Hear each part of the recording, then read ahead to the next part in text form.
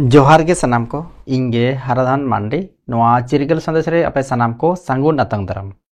तबे तेहेन हो आर मिड वीडियो अगु कते अपे को तलालिन सेटेरेना जहां दो जोस ऑलचिकी रना जहां कमी होरा चलाक कना से जहां जोस ऑलचिकी बन मेने कना किछुक दिन गे बाकी मेना जहां दो 2025 से 12,000 सेटेरोक कना तबे आबो संताड़ को 12,000 बाबत मिड मिशन से जोस बन चलावे कना जहां दो जोस ऑलचिकी से मिशन ऑलचिकी 12,000 मेंटेन कथा बन लइए कना तबे चलाबन तेहेन दिन सेटर बना जहां दो तलसा अतुते नोआ दो सामांग सिंहभूम जिला रे मेना आका जहां दो पाले पे बड़ाई के तबना धार दिसम देश प्राणिक बाबा जहां दो दुर्गाचरण मुर्मू उनकिना आतु कना साथे दुर्गाचरण मुर्मू दो तलसा आतु माजी बाबा कनाय आर ऑलचिकी हुलवासी नि सुत्रेट हो कनाय तबे दलाबन उनकिना आतु रेबन नेला जोस ऑलचिकी ना चितर जहां दो चलावेन इंग्रेजी माहित 21 और 22 दिसंबर हिलो ओना तलसा आतु को दुश्मी येना जहां दो दसन होको मेने कना आदो ओना आतु रेगे ना सनाम होड़ा दुवर रेगे ऑलचिकी ते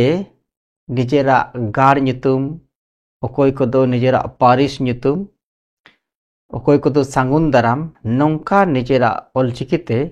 निजे निजेरा दुवर चेतान रे आरबांग साइड करे को ओलका साथे जहां अबो आरिचली कना उनकान चितर को हो नोआ भीतर बन नेलनाम दाड़िया कना तबे जहां नेतो चितर बन नेलनामया भीतरे जहां पारिस को से गाड़ ᱧᱩᱛᱩᱢ को से सांगुन दाराम को ओल अकान दो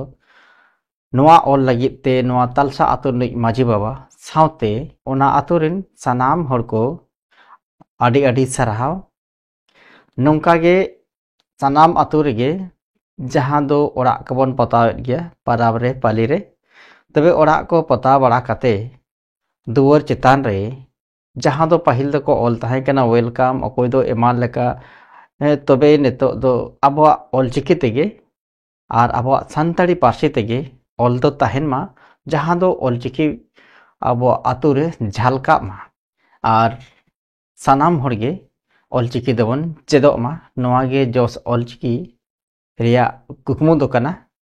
ओना सावते नेतो आर बिट कथा होन लई तरे नेतो जहां झारखंड सरकार ऑलचिकी लगित मिट आड़ी मारंग पावड़ी लहा आका जहां तो हिजुक कान 12,000 साले खन गे ऑलचिकी ते ओलो पढ़ाव नो सरकारी आसड़ा रे एहबो मेनते शिक्षा मंत्री रामदास सोरेन हो नोआ कथा दय लईका आदो जहां आबो बन छोटो खना से जहां मिशन ऑलचिकी मेंटेन जहां कमी होरा से ऑलचिकी जहां छरा पसनाव लगी जहां के बन छोटो खना लहा खन जस ऑलचिकी निहत सफल से गेलेबिली आ मेंटेन बन आशाए कना और ओना सावते आडे उसरा गे झारखंड रहो सांताड़ी माचेत को बहाली आ मेंटेन खबर हो बडाय ᱧᱟᱢᱚᱜ कना जहां दो ऑलचिकी तेगे उनको दको ऑल पढ़ाव को जुदी नोआ कमी निया धाव सारी के एतोहब एना तबे आबो जहां जोस ऑलचिकी 12,000 जहां कथा बन लई ताहे कना से मिशन ऑलचिकी जहां कथा बन लई ताहे कना ओना दो गेले बिलेना से गुरु गंके जहां कुकमु कना से संताल को जहां कुकमु कना ओना दो गेले बिलिया और आबो मेटंग जहां पार्सी कान ताबोना ओना हम बंचाव ताहेना मेंटेन नेल ᱧᱟᱢᱚᱜ कना जुदी नोआ को जिनिस नेस खन लागू लेन खान आबो संताल को लगित ते आडी नापाय हुयुआ तबे आबो हमन कुरुमुटुया 12,000 से 2025 ते सनाम कोगे जहां ये ऑल पढ़ाबन बडाया सनाम कोगे निहत ऑलचिकी तबन चेमेदो मगे और जहां ऑल पढ़ा बांको बडाय तबना उनको हो निहत ᱧᱩᱛᱩᱢ ऑल दबन सेना कामा जहां जोस ऑलचिकी ना जहां कुकमु कना तबे ना ओना दो पुरुआ और मेटंग कथा दो नोआ हो कना 2025 खन दो से 12,000 खन दो सनाम दिसम होठेन गे नेहर ताहेन कना जहां तिनी गे आबो आतु टोला रे कुमुट को मेना जहाना गे डरमा होयो स्पॉट होयो और बांग जहाना गे होयो जहां हैंडबिल से पोस्टर पे बनाव ताबोना ओना दो ऑलचिकी तेगे बनाव ताबोन पे पढ़ाओ और बांगे पढ़ाओ जहां लेका नॉय मिट पोस्टर इन देखा पे कन ताबोना होय ना नेल ᱧᱚᱜ पे नोआ मिटंग बांग्ला यात्रा कना जहां दो घाटशिला रे हुईना जहां दो पूर्वी सिंहभूम जिला रे मेना तबे नोडे नोआ एरिया करे दो बांग्ला ऑल पढ़ाव को दो नितो दो एकाल के बांको बडाई कना जहां के पाहिल को पढ़ाव ले इनको के बांग्ला दो को बडाया झारखंड बनान परे खन दो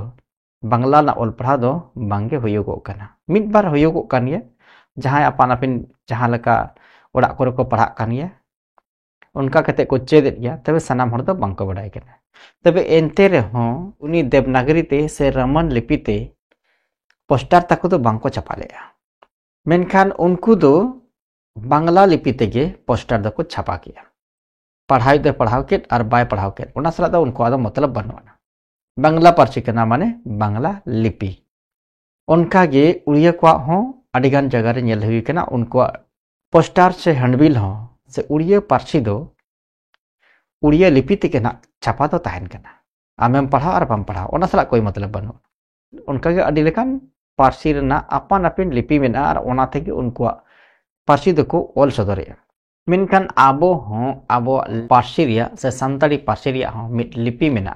जहां दो ऑलचिकी लिपि और आबो नोआ लिपि चेदा बाबन व्यवहारा मेनखान आबो हो निहत संताड़ी पार्सी दो ऑलचिकी लिपि तेगे बन व्यवहार मा आबो बिजनेस अलबन उहेर मा जे ऑलचिकी ते ऑल लेखान होड़ बांको पढ़ा दाड़ाया ओना अलबन उहेर मा निहत जुदी आम ऑलचिकी तेम ऑल कते आम पासनावा एनखान नेनेल हर जखन बाय पढ़ा दाड़े एनखान बढ़े आय उनी ऑलचिकी चेदगो नोना कना सिस्टम दो तबे ओना तेगे डरमा आयोजन को से डरमा कमोट को यात्रा कमोट को पाता कमोट को जहाना ये